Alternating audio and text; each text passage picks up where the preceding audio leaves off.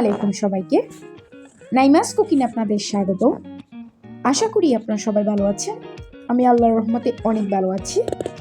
আজকে আমি আপনাদেরকে তৈরি করে দেখাবো 1/4 কাপ গুঁড়া দুধ দিয়ে নরম তুলতুলে মিষ্টি রেসিপি।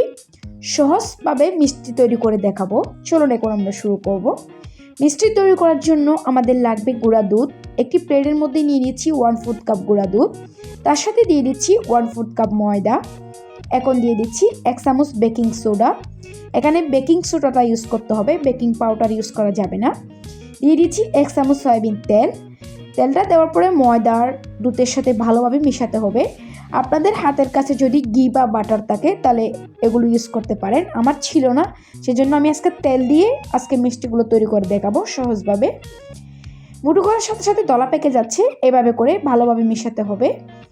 এখন দিয়ে দিচ্ছি 2 টেবিল চামচ তরল দুধ। এখানে আমি সবগুলো একসাথে দিচ্ছি না, অল্প অল্প দিয়ে একটা ডো তৈরি করে নিচ্ছি।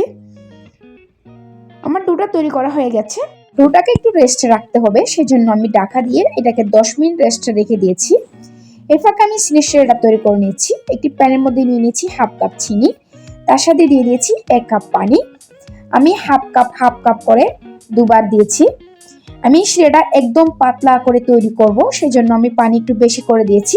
শিরাটা তৈরি করা হয়ে গেছে, এটা আমি চুলা থেকে নামিয়ে নিয়েছি।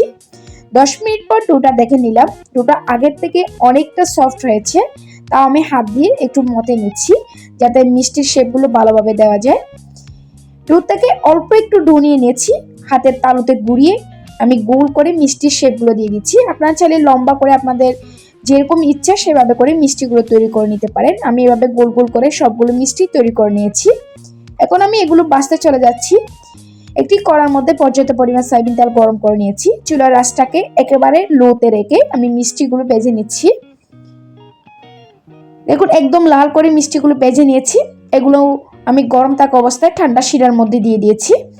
দিয়ে আমি 1 মিনিট একটু জাল করে নিচ্ছি যাতে শিরাটা ভালোভাবে মিষ্টির মধ্যে ঢুকে যায়। 1 মিনিট জাল করার পর আমি ঢাকা দিয়ে 10 মিনিট রেস্টে রেখে দিয়েছিলাম। 10 মিনিট পর দেখুন শিরাটা পুরোপুরি খেয়ে নিয়েছে। অল্প একটু শিরা আছে, মিষ্টিগুলো ফুলে 2 গুণ হয়ে গেছে। একটি প্লেটের মধ্যে পরিবেশন করে নিয়েছি একটু আপনাদেরকে দেখানোর জন্য। উপরে আমি একটু শিরা দিয়ে দিচ্ছি। একটা মিষ্টি নিয়ে একটু আপনাদেরকে ভেঙে দেখাচ্ছি ভেতরে কেমন হয়েছে। দেখুন একদম দোকানের কিনা মিষ্টির মতো হয়েছে। খেতে কিন্তু অসম্ভব রকমের টেস্টি হয়েছিল। 1/4 কাপ গুঁড়া দুধ দিয়ে এত সুন্দরভাবে মিষ্টি তৈরি করা যায়, আপনারা যদি বাসায় তৈরি না করেন তাহলে বুঝতেই পারবেন না। আশা করি আজকের রেসিপিটি আপনাদের ভালো লেগেছে। আশা করি আপনারা বাসায় ট্রাই করবেন। যদি আমার এরকম সহজ রেসিপিগুলো আপনাদের ভালো লেগে থাকে তাহলে অবশ্যই আমার চ্যানেলটি সাবস্ক্রাইব করবেন, পাশের নোটিফিকেশন বেলটি অন করে রাখবেন। যখন আমি নতুন কোনো ভিডিও আপলোড করব তখন সাথে সাথে আপনাদের কাছে নোটিফিকেশনটি পৌঁছে যাবে। অবশ্যই আমার ভিডিওতে একটি লাইক করবেন। কোনো প্রশ্ন থাকলে আপনারা আমাকে কমেন্টস করে জানাতে পারেন। সবাই ভালো থাকবেন, সুস্থ থাকবেন, আমার জন্য দোয়া করবেন। আল্লাহ হাফেজ।